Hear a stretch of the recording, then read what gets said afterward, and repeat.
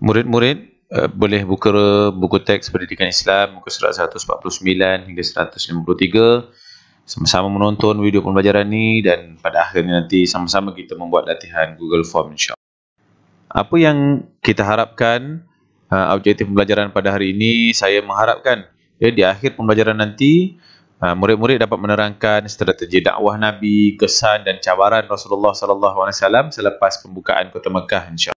Pada pertemuan siri kedua ni, insya-Allah Ustaz akan terangkan dan kita sama-sama kita akan bincang, iaitu cabaran berdakwah. Apakah cabaran Nabi dalam berdakwah?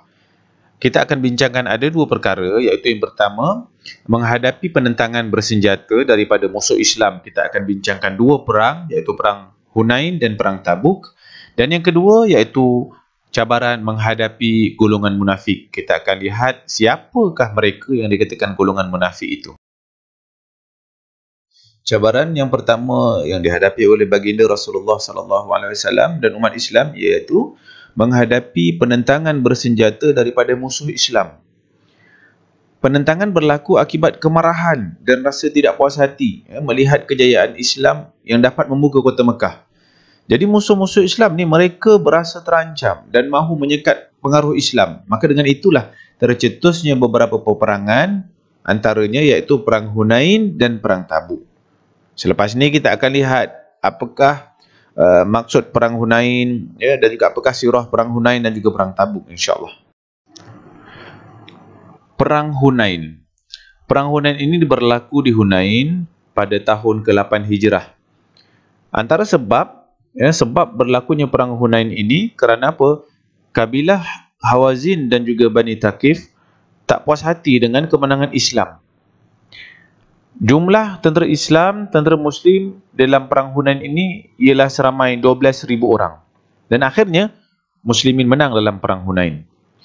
Antara kesan yang berlaku dalam perang Hunain ini iaitu ketua perang musuh iaitu Malik bin Auf, dan ramai di kalangan musuh ini memeluk Islam. Manakala dalam peperangan Tabuk, sedikit ringkasan berkenaan dengan perang Tabuk, dia berlaku di Tabuk tahun ke-9 Hijrah. Sebabnya kerana kerajaan Rom berasa terancam dengan perkembangan Islam. Dalam perang ini tentera Muslim seramai 30,000 orang, tentera musuh 40,000 orang, dan akhirnya tentera Muslimin menang dalam peperangan Tabuk. Allah mencampakkan rasa gerun pada musuh. Allahu Akbar. Inilah sedikit penerangan ringkasan iaitu perang Hunain dan perang Tabuk. Untuk kamu ingat bagaimana sirah, bagaimana cabaran yang diterima oleh Rasulullah SAW dan umat Islam, para sahabat ketika itu.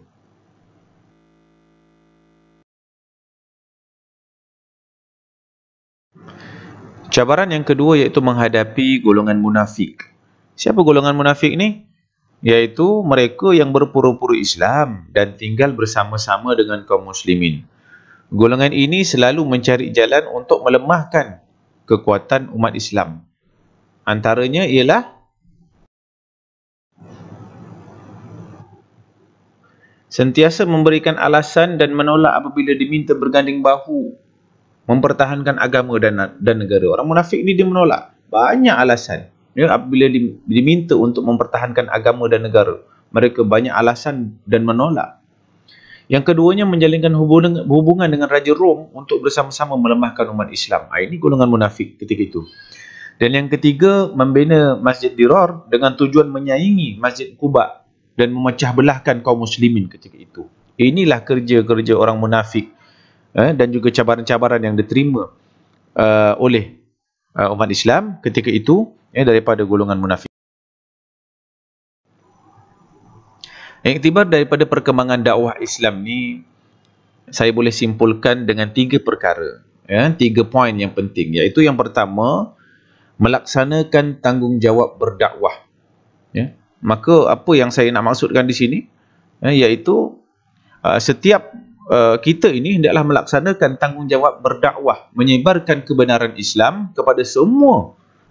Tugas berdakwah ni mestilah disertai dengan ilmu, perancangan dan cara yang berhikmah. Yang kedua, kita hendaklah memelihara kesatuan dan kesepaduan umat Islam dan rakyat Malaysia khususnya, kerana dengannya negara akan stabil daripada sudut politik, sosial dan ekonomi.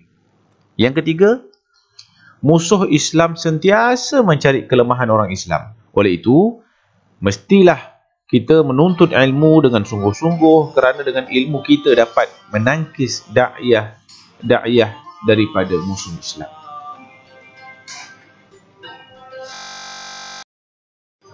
Rumusan daripada tajuk ini, apa yang boleh kita simpulkan bahawasanya dengan pertolongan Allah dan juga pengorbanan Nabi serta para sahabat, kini Islam telah berkembang ke seluruh dunia. Alhamdulillah, Islam sampai ke Malaysia. Islam sampai di mana-mana saja ada orang Islam.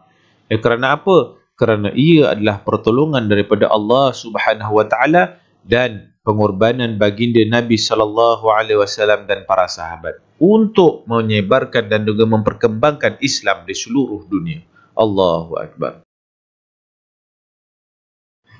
Apa yang saya mengharapkan daripada murid-murid di akhir pembelajaran, mudah-mudahan murid-murid dapat menerangkan strategi dakwah, kesan, cabaran, dan juga iktibar daripada dakwah baginda Rasulullah sallallahu alaihi wasallam selepas pembukaan Kota Mekah. Mudah-mudahan ilmu yang disampaikan, ilmu yang diperolehi ini, ia akan lagi memperkuatkan lagi kefahaman kita dalam memahami sirah nabawiyah, sirah baginda Rasulullah sallallahu alaihi wasallam dalam memperkembangkan agama Islam yang kita cintai ini ke seluruh dunia. Wallahu a'lam.